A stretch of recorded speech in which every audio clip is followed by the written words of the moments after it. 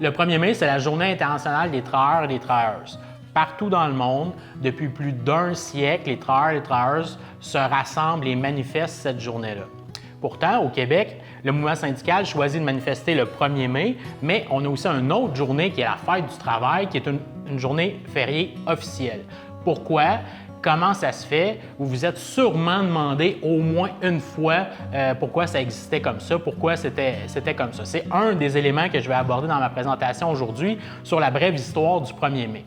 Mais le 1er mai a une portée historique et symbolique beaucoup plus importante que cela.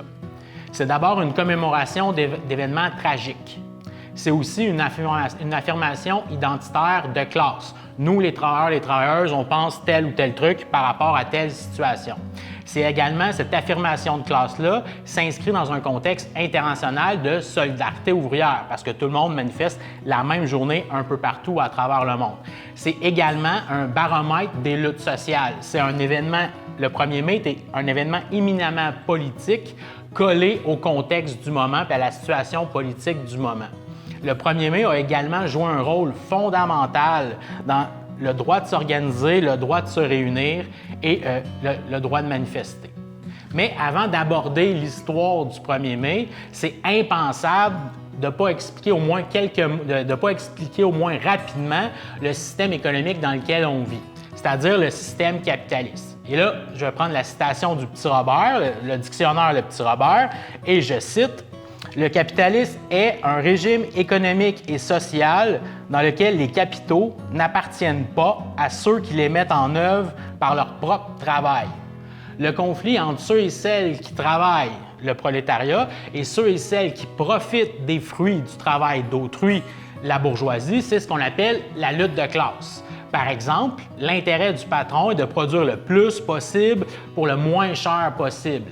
L'intérêt des travailleurs et des travailleuses est justement de gagner honnêtement leur vie, de ne pas se tuer à la tâche et surtout d'avoir du temps pour vivre. Et c'est précisément sur ce conflit-là, le conflit sur le temps de travail, que va naître le 1er mai. Au 19e siècle, la seule limite au temps de travail, c'est le mauvais système d'éclairage. Il fait noir, on ne peut pas travailler, etc., etc. La notion du temps supplémentaire n'existe pas. Les journées de 10 à 15 heures par jour sont la norme. Il va donc y avoir énormément de conflits entourant le temps de travail pour réduire la journée, réduire la semaine ou tout simplement pour avoir le droit d'avoir un repos hebdomadaire. Vous allez avoir des mouvements pour les 10 heures par jour, le mouvement pour les 9 heures par jour, mais en 1866, l'Association internationale des travailleurs et des travailleuses va adopter la revendication des 3-8. 8 heures de travail, 8 heures de repos, 8 heures de loisirs. C'est la revendication qui va être portée par le mouvement ouvrier tout au long du 19e siècle. Partout dans le monde, il va y avoir des conflits de travail revendiquant justement les 3-8, la journée de 8 heures. C'est une revendication excessivement radicale pour l'époque. L'un des endroits où le mouvement pour les 8 heures est le plus fort, c'est aux États-Unis.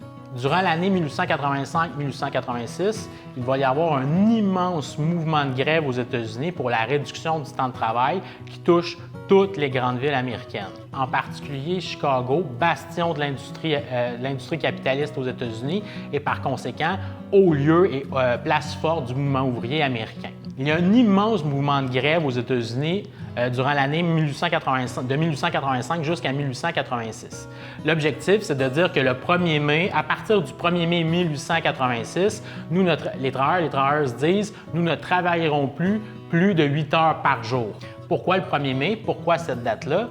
En fait, c'est tout simplement parce que le renouvellement, dans la majorité des cas, dans la plupart des cas, le renouvellement des contrats de travail se fait le 1er mai. Donc, conséquemment, pour ne pas être en rupture ou ne pas respecter leur contrat, les travailleurs disent que lors du prochain renouvellement de contrat, c'est-à-dire le 1er mai en l'occurrence, dorénavant, nous ne travaillerons plus de 8 heures par jour. Le mouvement est massivement suivi dans la majorité des grandes villes industrielles du pays et le mouvement est particulièrement fort à Chicago. À Chicago, le 3 mai, vous allez avoir une manifestation, c'est-à-dire un conflit ouvrier typique du 19e siècle, c'est-à-dire une usine en grève et les employeurs font rentrer des scabs, donc conflit entre les travailleurs et les scabs. La police intervient et assassine 4 personnes et fait plusieurs blessés dans la foule. Le lendemain, en réaction, le 4 mai, le mouvement ouvrier décide de caler justement un meeting pour dénoncer cette répression-là. Le rassemblement se tient au Haymarket Square et lors des discours, il y a quelqu'un, une personne, lance une bombe sur les policiers et tue plusieurs policiers. Sauf que même encore aujourd'hui, on n'a aucune idée c'est qui a lancé la bombe. Est-ce que c'est un agent provocateur? Est-ce que c'était justement un militant ouvrier là, choqué et en colère qui en avait contre la police? On ne le sait pas. Puis une des raisons pourquoi on ne le sait pas, c'est que les autorités de l'époque n'en avaient strictement rien à foutre de la personne qui avait lancé la bombe puis qui avait tué des policiers. L'objectif était d'arrêter les dirigeants du mouvement à Chicago et de faire un exemple, c'est-à-dire de casser politiquement le mouvement en arrêtant les dirigeants. On arrête 8 personnes. La moitié de ces 8 personnes-là ne sont même pas présentes à la manifestation, donc on ne peut même pas les soupçonner d'avoir lancé la bombe. Les 4 autres personnes sont littéralement sur la tribune en train de faire des discours où tout le monde les a vus faire des discours. Donc les personnes qui ont été arrêtées n'avaient absolument aucun lien avec l'acte de violence qui a été d'avoir lancé la bombe qui a tué les policiers. C'est donc un procès politique de A à Z. Sur les 8, 4 auront des peines de prison. Un va se faire exploser littéralement en prison, mais les 4 autres vont être pendus le 11 novembre 1887. Cet événement-là, qu'on a appelé le massacre du Haymarket ou l'événement du Haymarket, le 4 mai 1886, a littéralement marqué non seulement le mouvement ouvrier américain, mais également le mouvement ouvrier au niveau international. Et donc, en 1888, l'American Federation of Labor, qui est une importante organisation syndicale américaine qui existe encore aujourd'hui, va adopter au Congrès de Saint-Louis une résolution qui fait en sorte qu'on va répéter l'expérience de 1886, c'est-à-dire de faire en sorte, et là, cette fois-ci, la date est fixée, ça serait le 1er mai 1890, nous allons faire grève pour l'obtention de la journée des 8 heures. Et là, l'AFL fait une année de campagne complète, va dans des centaines et des centaines de villes aux États-Unis pour justement prendre le pouls de leur base. Êtes-vous prête à faire grève le 1er mai 1890 pour la journée des 8 heures? Évidemment, la résolution est rapidement adoptée quasiment à l'unanimité. Ce qui fait en sorte que ça va être cette revendication-là du 1er mai, grève 90, 1er mai, grève générale pour les 8 heures, fait écho un peu partout à travers le monde. Le congrès de fondation, en 1889, c'est le congrès de fondation de l'Internationale socialiste, qu'on va appeler par la suite la deuxième internationale, qui regroupe autant des organisations syndicales que des partis politiques socialistes ou sociaux-démocrates, des organisations ouvrières un peu partout à travers le monde. Puis lors du congrès de fondation de l'Internationale socialiste, on va faire écho à la résolution du congrès de l'AFL aux États-Unis et dire que nous aussi, nous allons faire grève le 1er mai 1890 pour réclamer la journée des 8 heures. Donc, la première manifestation officielle du 1er mai va avoir lieu le 1er mai 1890. Les manifestations sont très suivies un peu partout à travers le monde, mais surtout dans les pays industrialisés, c'est-à-dire en Europe et en Amérique du Nord. Pour l'Amérique latine, l'Afrique et l'Asie, il faut vraiment attendre la fin de la Première Guerre mondiale pour connaître des grands et des gros 1er mai, en fait, sur l'influence de la Révolution russe après la Première Guerre mondiale et aussi des mouvements de décolonisation dans les années 20 et surtout après la Deuxième Guerre mondiale, où là, on peut dire que le 1er mai devient effectivement réellement international. Au Québec, par contre, là j'ai nommé l'Amérique du Nord, c'est plus ou moins vrai, en particulier au Canada et en particulier au Québec. Comme j'ai dit au début de ma présentation, ici, la journée fériée, c'est la fête du travail du premier lundi de septembre. Pourtant, le mouvement syndical va manifester le 1er mai. Qu'est-ce qui explique ça? Le premier élément qui est important à saisir, c'est que la fête du travail est célébrée par les organisations ouvrières dès le début des années 1880. Donc, dès avant les premières résolutions sur les 8 heures, des trucs comme ça, ou les premières manifestations du 1er mai. Sauf que, la fête du travail, justement, au début des années 1800, c'est essentiellement des syndicats de métiers qui vont parader avec des chars allégoriques, les ouvriers du bâtiment, les typographes, les pompiers, etc., etc. Mais cet événement-là va être utilisé par les autorités de l'époque pour casser l'influence du 1er mai dans le mouvement ouvrier nord-américain et en particulier au Québec. Tenir loin les mouvements ouvriers de l'idée de grève générale, de l'idée de réduction du temps de travail et surtout de l'idée des idées révolutionnaires socialistes de l'époque, briser cette influence-là sur les mouvements syndicaux, les mouvements ouvriers. Et là, regardez bien la coïncidence des dates. Si on se rappelle bien de qu'est-ce qu'on a dit il y a quelques minutes, en 1889, la Ville de Montréal fait en sorte que la fête du travail devient une journée civique. En 1894, autant le gouvernement fédéral canadien que le gouvernement américain va faire en sorte que la fête du travail va devenir officiellement une journée fériée.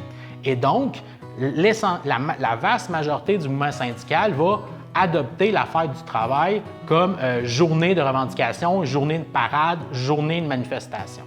Malgré tout, vous allez quand même avoir des petites organisations qui vont continuer de vouloir maintenir en vie la tradition du 1er mai qui est très populaire et qui gagne en popularité un peu partout à travers le monde.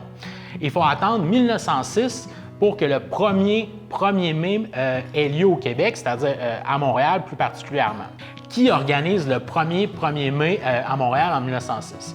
C'est d'abord le Parti socialiste, le Parti ouvrier, qui sont de petites organisations, mais très militantes, les organisations anarchistes, et vous avez aussi l'ensemble des associations culturelles des différentes communautés immigrantes là, qui peuplent Montréal à cette époque-là. Ce qui est important de savoir, c'est que les journaux de l'époque sont ouvertement racistes par rapport aux premières manifestations du 1er mai. On parle de langue exotique des participants ou de portraits sémitiques des participants.